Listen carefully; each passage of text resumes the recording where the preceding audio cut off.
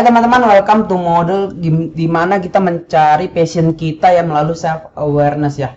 Ini gue belajar juga dari Bang Ogut ya. Kita langsung mulai aja ya. Kita langsung ke layar. Ini saya pakai Whimsical ya, masih ada gratisnya ya. Jadi di sini ada yang namanya self awareness ya. Gimana kita mencari passion kita dengan melihat diri kita itu ada kemampuan apa di dalam diri kita gitu. Maaf kalau belibet ya, soalnya lagi belajar juga bikin video begini. Jadi dari self awareness ini kita punya yang namanya strength, weakness, and interest. Nah, kalian di sini bisa nanya diri kalian nih, strength kita apa? Contohnya gini ya.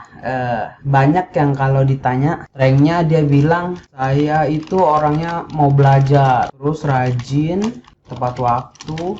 No, bukan itu ya teman-teman ya. Ini itu coret nih. Jebret, ini salah ya.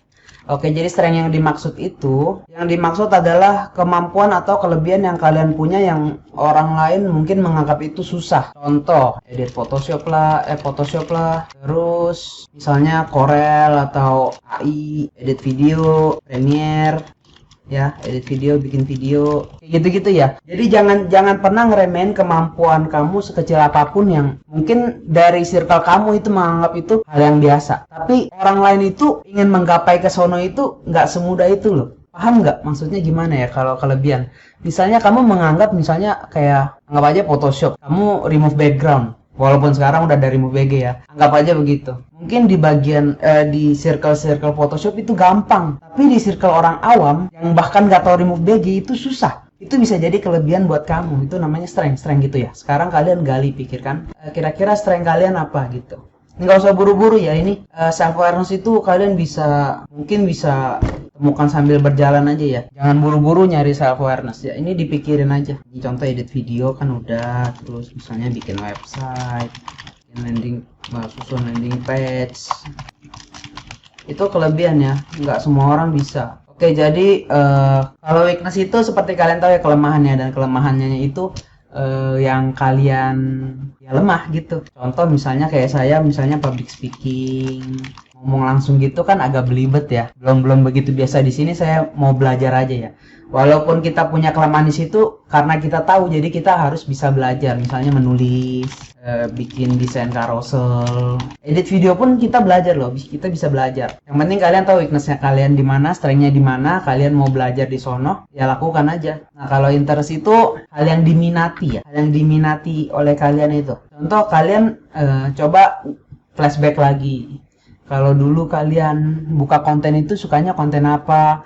Kalau di YouTube sukanya nonton apa? Komedi kah? Jangan-jangan kalian emang niat bakatnya di komedi gitu kan? Kalian bisa bikin konten komedi. Cuma ya, misalnya kalau saya kan make money online, cari dari affiliate. Ini ada banyak ya, affiliate, digital marketing, dan lain-lain lah ya. Nah, di sini misalnya apalagi yang saya interest, self development. Apalagi yang tentang prokrastinasi ya, ini hits banget ya, soalnya hampir semua orang mungkin melakukan penundaan ya. Ya kayak gitu-gitu. Terus apalagi misalnya misalnya interestnya di digital marketing gitu, make money online. Terus ada lagi misalnya digital marketing dan lain-lain ya. Kalian bayangin sendiri diri kalian itu ada interestnya apa. Coba kalian cek lagi di IG kah, dulu suka ngepost apa, tentang apa. Sebenarnya kalian tuh sukanya di mana gitu. Pasti kalian ada dari dulu pengen ngebahas sesuatu, cuma kalian ke distraksi sama yang lain-lain, jadi pengen nyoba yang lain gitu.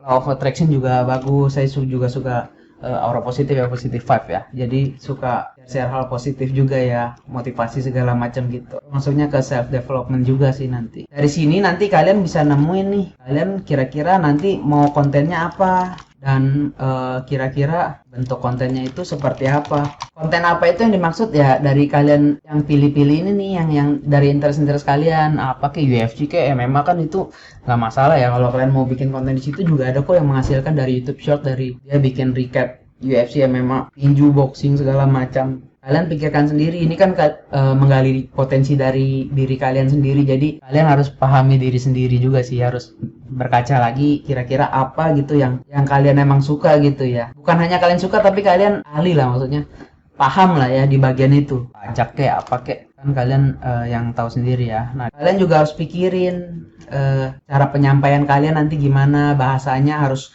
mudah dimengerti sama audiens. Di sini kalian bukan menggurui ya. Di sini kalau kalian bikin konten itu kayak kita sama-sama belajar gitu loh. Kalau emang kita salah, minta dibenarin aja. Kalau kita merasa benar ya udah gitu. Terus kalau di sini kita udah konten apa, misalnya kalau kayak saya misalnya Max Money Online udah dapet nih bahasanya apa, nanti kita jadi saya bahasanya ntar ke arah sini Max Money Online. Cuman ntar kalau bisa lebih spesifik lagi ya, soalnya lebih spesifik itu lebih bagus, soalnya jadi lebih konten-kontennya nanti lebih tertarget lah. Gimana ya, keresahannya sama gitu, ini kenapa, ini langsung dibawa sini aja. Nah ini bentuk kontennya apa, kalau saya tadi kan misalnya strengthnya ini di video sebenarnya weakness, cuma saya belajar ya, jadi di sini untuk konten saya mungkin lebih mudah kayak video capture gini ya, ada gambarnya gitu sambil ngomong. Saya lebih video kontennya. Emang lagi umum sih video sih, soalnya beberapa sosmed kan emang sekarang lagi ramenya di video. Tapi jangan salah, konten penulisan juga banyak yang menarik ya, seperti carousel gitu ya. Saya juga lagi belajar